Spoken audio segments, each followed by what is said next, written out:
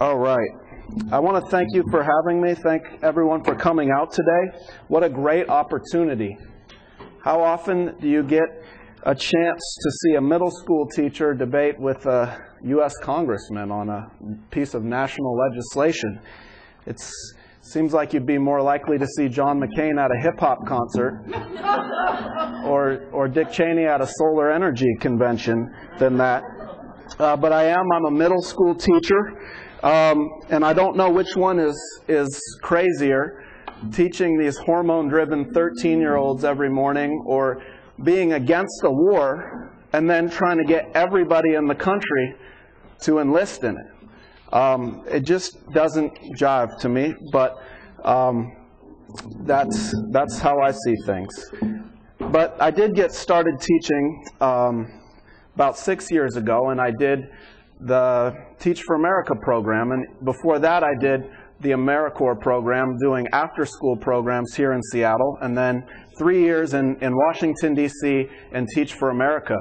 And anyone who's been to Washington, D.C., you might know that it's not one city, it's actually two cities. You have Washington, which is the monuments and the halls of government, and then you have D.C., which is the city, the dilapidated, run-down, segregated city. And that's where I taught, in the D.C. And I taught at Henley Elementary School, which was home to no play field. There was no grass for the kids to run around on. It had a library that was probably better used for studying ancient relics than using any information that would help the kids with current studies. One of the worst parts of this school that I taught in my own classroom, there's a hole in the ceiling that I had a work order in for several years. And when it would rain, it would just flood the classroom. So I'd come in on Monday, and there'd be standing water all over the floor. The worst thing that happened is I had the kids working on a project for several months, and then when they finished the project, it had rained over the weekend and destroyed all of the project. I finally got smart and put a big industrial-sized garbage can underneath the hole, knowing that they weren't coming to fix it, and dealt with the problem like that. So that was my experience with national service, trying to help students 10 minutes from the White House who had been neglected for decades, whether it was the Clinton administration or the Bush administration, on and on. This school had been crumbling into the ground for decades, 10 minutes in the shadow of the White House. And it taught me a lot, that national service experience. But I have to say this, I think that this bill that we see in front of us is not a national service bill, it's actually a war service bill. If you read, I mean, I had to print out the text, and I feel like there was a bit of fast talking, actually, by McDermott about what the bill actually entails. I mean, if you can go online, and I encourage everyone to do it, but it says it requires all persons in the United States between the ages of 18 to 42 to perform national service. Then it explains what national service is, either as a member of the uniformed services or in civilian services in furtherance of national defense and homeland security. So you're either in furtherance of national defense here at home or abroad. That doesn't seem to me like I mean, that's what I saw in the bill. That doesn't seem to me like teaching at Henley Elementary School and helping children. But I want to talk. So why then? Why this guy who's against the war puts this bill forward?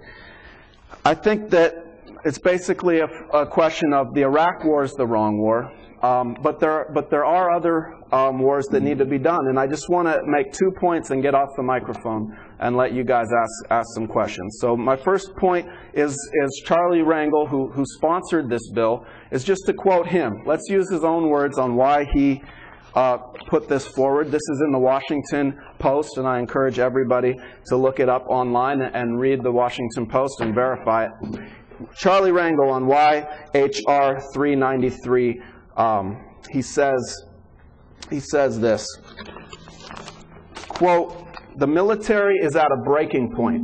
With more than 50% of our combat troops already deployed in Iraq, the question is, where will the additional troops come from? including those who may follow if the war is escalated further. So we ask the question, where will the troops come from? And he goes on to say, if we are going to challenge Iran, if we are going to challenge North Korea, and as some people have asked, send more troops to Iraq, we cannot do that without a draft. That's the sponsor of this bill. So where will those troops come from? I have a plan. I got an idea.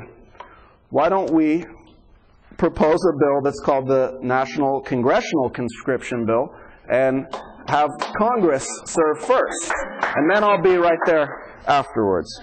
But I believe H.R. 393 is really about maintaining the U.S. as the world's preeminent power.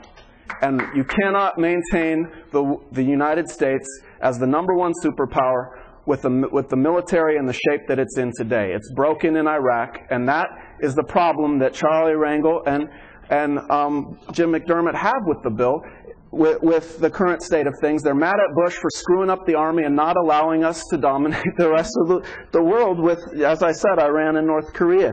So I don't want the U.S. to be the #1 superpower. I don't want us to win the war on terror, right? What is being the richest country in the world? What is being the preeminent superpower? What did it get the children that I taught in Washington, D.C.? How did having all this wealth help them, right? What is the richest country in the world? How did it help the people in New Orleans?